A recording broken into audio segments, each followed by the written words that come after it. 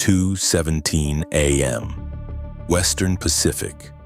The Taiwan Strait is 180 kilometers wide at its narrowest point. For the past 11 days, the People's Liberation Army Navy has been conducting what Beijing designated as routine joint exercises along the Fujian coast. 47 surface vessels, 11 submarines, H-6K bomber formations conducting daily sorties over the strait's centerline. The U.S. 7th Fleet assessed the exercises as a coercion cycle, a pattern repeated 4 times in the preceding 6 years, designed to generate pressure without crossing the threshold of overt military action. At 2:17:09 a.m., the pattern changed. The space-based infrared system satellite in geosynchronous orbit over the Pacific recorded the first thermal signatures at 2:17:09 a.m. DF-26B ballistic missiles launching from hardened launch complexes in Qinghai province, their plumes rising above the cloud layer as bright columns visible from orbit. Within 8 seconds, additional clusters ignited along the Fujian coast, DF-21D anti-ship ballistic missiles from mobile transporter erector launchers that had repositioned overnight. Then the DF-17 hypersonic glide vehicles from Central Theater Command launch sites, their launch profile distinct from conventional ballistic missiles. Lower, flatter trajectories that the SBIRS constellation tracked with some difficulty before their signatures resolved. Then the cruise missile salvos, CJ-100 supersonic platforms from H-6K bombers already airborne over the strait, YJ-18 subsonic cruise missiles from planned submarines that had been holding position at periscope depth for 36 hours. The SBIRS operator at the Space Delta IV facility in Colorado had been monitoring the Fujian exercise signatures for 9 consecutive days. He was 31 years old, a senior analyst with 4 years on the Western Pacific account. At 2:17:14 a.m., 5 seconds after the first signature, his console showed simultaneous thermal events across 7 distinct geographic clusters. Not an exercise, not a demonstration. The launch geometry said ballistic trajectories toward Kadena Air Base in Okinawa, Andersen Air Force Base in Guam, Yokosuka Naval Base in Japan, and 2 discrete ocean coordinate sets that corresponded to the last known positions of USS Ronald Reagan and USS Carl Vinson. He initiated the alert cascade at 2:17:19 a.m., 10 seconds after first detection. His hands were steady. His voice on the alert protocol recording was not. The data reached INDOPACOM, the Pentagon Situation Room, and every Aegis defense management system in the Western Pacific simultaneously. Final count from SBIRS over the following 11 minutes. 1,247 individual launch events. This was not Iran. This was not a regional power expending its strategic reserve in a single morning. This was the People's Liberation Army Rocket Force, the world's largest conventional ballistic missile inventory, executing the opening phase of a major theater operation. The scale was categorically different. The defensive problem was categorically harder. By 2:19 a.m., the U.S. command architecture had processed the launch data and begun the response. The difference was that this time, the response began with a fact that had no equivalent in any prior scenario. Some of these missiles were going to get through. The calculation was not pessimism. It was physics and mathematics applied to a peer-level adversary's first move capability. The Aegis network in the Western Pacific, 4 destroyers and 2 cruisers in direct support of the carrier groups, plus the ships at Yokosuka, could collectively manage approximately 160 simultaneous engagement tracks at the highest readiness level. That at Guam could handle 24 upper-tier tracks. Patriot PAC-3 batteries in Okinawa and Japan could manage another 60 in terminal phase. Against 140 missiles, that was adequate. Against 250, it was manageable. Against 1,247, including DF-17 hypersonic glide vehicles specifically designed to defeat ballistic missile defense through unpredictable glide phase maneuvering. The math produced a different answer. The math said that the defense would handle the majority. The math also said that the majority was not the same as all of them. The U.S. Pacific defensive architecture had been designed with this reality understood. The doctrine was not perfect interception. The doctrine was resilient absorption. Degrade the incoming salvo as aggressively as possible. Protect the highest value assets at priority. Sustain offensive capability through the engagement and respond. That was the plan. At 2:19 a.m., it began executing. The Aegis ships assigned to the carrier group shifted to full engagement mode. SM-3 Block 2. A interceptors launched from USS Lady Gulf and USS Chancellorsville against the DF-26B tracks inbound toward Guam. The highest altitude, longest range ballistic threats that offered the longest intercept timeline. Each DF-26B represented a $3 million PLARF investment. Each SM-3 Block 2A represented a $36 million US response. 17 DF-26B tracks. 14 interceptors launched in the first 90 seconds. The intercept geometry for a Guam-range ballistic missile allows for multiple intercept opportunities, mid-course and terminal. The first engagement layer handled 12 of 17 tracks. 5 continued into the THAAD engagement envelope at Guam. THAAD Battery Alpha at Andersen Air Force Base engaged at 2:23 a.m. 4 of the 5 remaining DF-26B tracks were neutralized.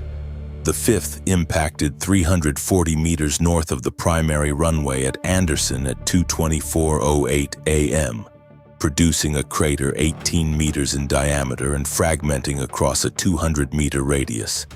The runway surface was breached. Andersen's northern approach was non-operational. The southern approach remained functional. The DF-17 problem was harder. The DF-17 hypersonic glide vehicle follows a depressed trajectory. Lower than conventional ballistic missiles, faster than most cruise missiles, and maneuvering during the glide phase in ways that defeat the predictive geometry that SM-3 depends on. The SBIRS tracking data on the DF-17 tracks reached the Aegis fire control systems approximately 40 seconds later than equivalent ballistic tracks, because the glide vehicle's infrared signature during the boost phase is shorter. 40 seconds at Mach 5 is 90 kilometers of additional closing distance. The SM-3 engagement windows for DF-17 were narrow. The system was not designed for this target type. 11 DF-17 tracks were inbound toward the 2 carrier groups. SM-6 in dual intercept mode. SM-6's terminal engagement capability made it more suitable for the DF-17's lower altitude glide profile than SM-3. Was assigned to all 11. 7 were engaged and neutralized. 4 continued past the SM-6 engagement envelope. CRAM and CIWS engaged the 4 surviving DF-17 tracks in the terminal phase. 2 were neutralized. 1 missed the USS Ronald Reagan and impacted ocean surface 800 meters off the starboard quarter. The glide vehicle's terminal maneuver had overcorrected, a known issue in the DF-17's guidance architecture under high ECM environments. 1 did not miss. At 2:31:44 a.m., a DF-17 glide vehicle impacted the forward flight deck of USS Shiloh, a Ticonderoga-class cruiser operating 22 kilometers northwest of USS Ronald Reagan in the carrier's protective screen. The impact occurred at the forward VLS magazine deck, where the guidance section of the glide vehicle penetrated to the second deck level before the kinetic energy dissipated structurally. The resulting high-energy impact caused a localized structural failure in the forward section of the ship's upper works. 4 personnel in the forward systems compartment sustained injuries from the structural failure, 3 incapacitated, 1 serious. The ship's forward VLS section was rendered non-functional. The rear VLS propulsion and primary operational systems remained functional. USS Shiloh reported in at 2:34 a.m. Damaged personnel injuries, combat effective. The Kadena picture was worse. The Kadena Air Base Salvo was the most numerically concentrated element of the PLARF opening package. 83 missiles assigned to a single installation, a density calculated to overwhelm the on-base Patriot batteries through sequential interception depletion. The Patriot batteries at Kadena engaged with maximum priority from 2:21 a.m. onward. 61 incoming tracks intercepted. 22 were not. 11 impacted within the base perimeter. 3 runway sections were rendered non-operational. 7 aircraft on the ground in open revetments sustained varying degrees of structural damage. The base operations center sustained a near-miss impact 60 meters from its hardened entrance. Kadena was operationally degraded. The F-35A wings were not in their hardened shelters. They had launched 40 minutes before the PLARF Salvo, responding to the pre-attack indicators that the SBR's data had provided. They were airborne and mission-capable. The base was damaged. The force was intact. By minute 22, the United States had expended $3.1 billion in interceptor inventory. The Western Pacific Theater had absorbed the opening PLARF Salvo. The intercept rate across all threat categories was 79.4%. In Iran, that number had been 98.2%. In the Pacific, against a peer adversary with hypersonic glide vehicles and 1,000-missile first-wave capacity, 79.4% was not a failure. It was what the doctrine had planned for. The doctrine called it acceptable degradation. The sailors on USS Shiloh called it something else. Both assessments were correct. The counter-operation had been authorized at 2:21 a.m., 4 minutes after first detection, while the defensive engagement was still in its opening phase, Operation PACIFIC SENTINEL. The targeting database for PLARF mobile transporter erector launcher suppression had been maintained at 7th Fleet for 22 months. The fundamental targeting problem with PLARF mobile systems was unlike any other target category in the U.S. planning architecture. The missiles that had just launched were now gone. The launchers that had fired them, the mobile TELs that had relocated during the night, repositioned to prepared reload sites in hardened mountain infrastructure along the Fujian coast and in the interior provinces, were now either reloading or moving. The F-35 sensor-to-shooter doctrine existed precisely for this problem. F-35C aircraft from USS Carl Vinson's Air Wing, which had been airborne and holding at altitude since the SBIRS alert at 2:17 a.m., activated their AN/APG-81A ESA radars in low probability of intercept mode and began prosecuting mobile TEL positions at 2:26 a.m. The F-35's radar cross-section made it viable to operate within the degraded Chinese air defense environment that the Growler jamming operations, which had commenced simultaneously, were creating. The sensor-to-shooter cycle for a mobile TEL had been reduced through pre-mission planning to under 4 minutes. F-35 acquires target, data links coordinates to Tomahawk in flight, or to a wingman carrying AGM-158J ASSM, weapon retargeted, impact. The targeting cycle that had been the fundamental limitation of mobile missile suppression operations was now measured in minutes, not hours. By minute 28, 63 PLARF mobile TEL positions had received confirmed engagements. Not all 63 were successful. 17 were decoys or had already repositioned beyond engagement range. 46 represented confirmed TEL systems at some stage of reload operations. The Tomahawk expenditure rate at minute 28 was running at $187 million per 6-minute cycle. The Growler electronic warfare architecture was severing PLARF command connectivity on schedule. EA-18Gs operating from USS Ronald Reagan were generating broadband jamming across the PLARF battle management frequencies with 94% coverage. HARM missiles had engaged 11 PLA radar facilities along the Fujian coast between 2:24 and 2:39 a.m.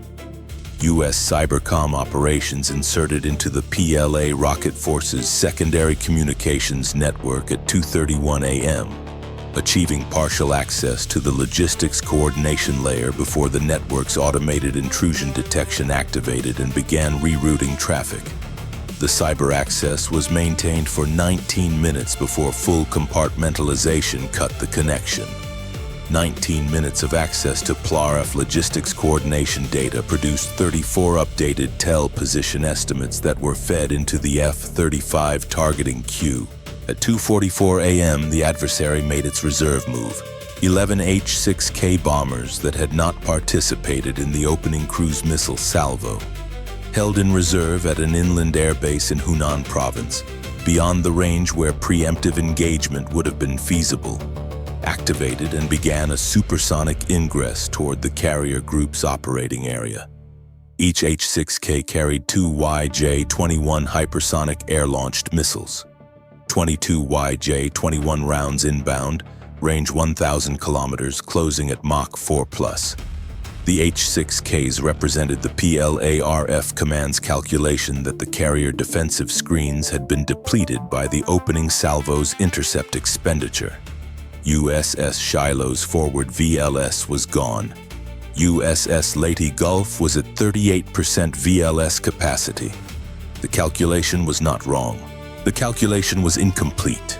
2 B-21 Raider aircraft, which had been operating under emissions control at 51,000 feet over the Philippine Sea since 11 p.m. the previous evening, had been tracking the H-6K reserve formation since its base activation.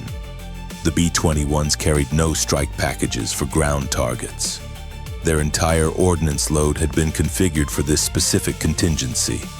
AIM-260 Joint Advanced Tactical Missiles, the Beyond Visual Range air-to-air system cleared for operational use 14 months earlier.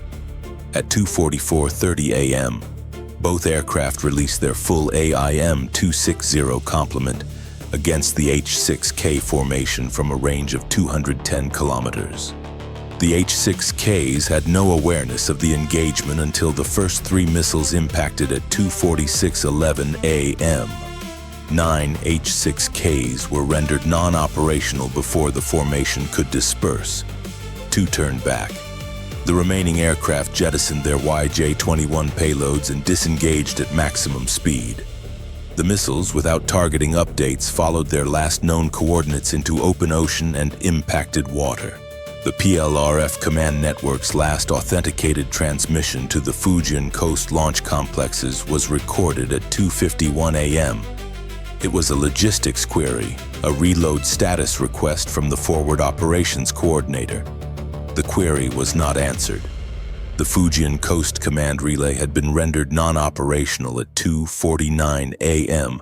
by a combination of Tomahawk engagement on 3 communications facilities and Growler jamming that had blinded the backup satellite uplink. The inland command nodes had been progressively isolated by the cyber operation and the HARM campaign. The PLARF's ability to coordinate second-wave operations in the Fujian-theater degraded from structured to fragmented between 2:44 and 2:58 a.m. Not gone, not silent, but incoherent. Individual launchers might still operate. The coordinated, sequenced, theater-wide salvo that had opened the morning had become a collection of autonomous elements without a functioning nervous system connecting them. Between 2:38 a.m. and 3:19 a.m., the artificial island target set was processed. Fiery Cross Reef, Mischief Reef, and Subi Reef in the South China Sea. The 3 largest PLA military installations in the Spratly Islands, each carrying airfield, radar, and missile defense infrastructure that represented the forward edge of China's island chain strategy, received Tomahawk packages from SSN assets that had been on patrol in the South China Sea for 17 days. Not the full installation complexes. The Tomahawk packages targeted specific infrastructure.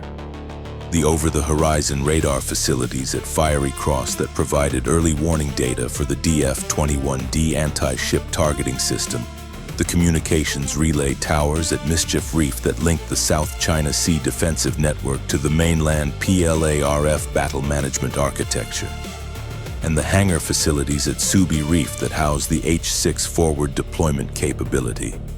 These were not all targets. They were the targets whose loss immediately degraded the PLA-RF's ability to conduct a coordinated second wave. Each artificial island facility had been built at an average cost of $3.4 billion over 11 years of construction. The Tomahawk packages that engaged their critical nodes represented approximately $220 million in ordnance. The exchange ratio on infrastructure was not the point. The point was the function that infrastructure performed, and that function was now degraded. At 3:19 a.m., 62 minutes after the first PLARF launch, the CAOC assessment updated. Operation Pacific Sentinel primary phase. Complete. PLARF mobile tel engagements. 46 confirmed, 17 inconclusive. HA-6K reserve formation. 9 platforms rendered non-operational, 2 disengaged. YJ-21 payload neutralized. Artificial island critical node infrastructure degraded. PLA-RF command network coherence in Fujian-theater assessed as fragmented. U.S. defensive expenditure, $4.8 billion in interceptor and offensive ordnance combined. USS Shiloh forward Vive LS non-operational, 4 personnel injuries underway and combat effective on rear systems. Kadena Air Base, 3 runway sections non-operational, 7 aircraft damaged, F-35A wings airborne and mission capable. Andersen Air Force Base, 1 runway approach non-operational, secondary approach functional. No carrier hull damage. Pilot losses 0. PLA-RF offensive capacity at end of first 60-minute exchange. Assessed at 54% of pre-launch capability remaining. That last number required context. 54% of PLA-RF capability remaining was not a clean conclusion. This was not the Persian Gulf. There would be no accounting that ended with a single sentence about 3 decades of investment rendered inoperable in under an hour. The PLA-RF had more missiles than the U.S. defensive network had interceptors. The PLA-RF had reload capacity. The conflict that had begun at 2:17 a.m. was not over. What the first 60 minutes had established was something different and in its own way, more important than a clean conclusion. It had established that the U.S. force architecture in the Western Pacific could absorb the opening salvo of a peer-level adversary, sustain operational capability through that absorption, execute a coordinated counter-operation against the adversary's most time-sensitive assets, and emerge with both carrier hulls intact, both air wings functional, and the PLA-RF's Fujian-theater command network reduced from a coordinated threat to a collection of isolated elements. The adversary had planned a decisive opening. They had received a contested one. In the CAOC at Camp Smith, the operations officer responsible for the Pacific Sentinel targeting package closed the real-time assessment screen at 3:22 a.m. The first phase confirmation icons showed green on 46 PLA-RF engagements and amber on 31 inconclusive assessments. 11 months of target development, 62 minutes of operational delivery. He annotated the assessment file, marked it for intelligence community distribution, and opened the second phase planning folder. There was more work. The first 60 minutes had been survived. The mathematics of what came next were still being written. Time from first SBIR's detection to completion of Pacific Sentinel primary phase. 62 minutes. PLARF missiles launched 1,247. Intercepted or neutralized before impact 990. Interception rate 79.4%. Missiles that produce significant military effect 22. U.S. installations with operational degradation 2, Kadena Andersen. U.S. vessels with structural damage 1, USS Shiloh combat effective. U.S. personnel injuries 7 total. U.S. aircraft lost 0. PLARF mobile tel systems engaged 46 confirmed. H-6K platforms rendered non-operational 9 of 11. Artificial island critical nodes degraded 3 of 3 priority targets. PLARF offensive capacity remaining estimated 54%. U.S. carrier groups operational status intact. Assessment: adversary's first wave offensive advantage has been absorbed. Adversary's Fujian-theater command architecture has been fragmented. Second phase adversary capability remains significant. This engagement is assessed as the opening exchange of a sustained operational campaign, not a decisive conclusion. The distinction mattered. The U.S. Pacific force structure had been designed and deployed for exactly this. Not to win in 60 minutes against a peer adversary, but to survive 60 minutes intact and retain the capacity to continue. The adversary had understood that distinction in theory. At 3:22 a.m. they understood it operationally. The first island chain had held. The question of what happened next was a question for the next 60 minutes, and the 60 after that.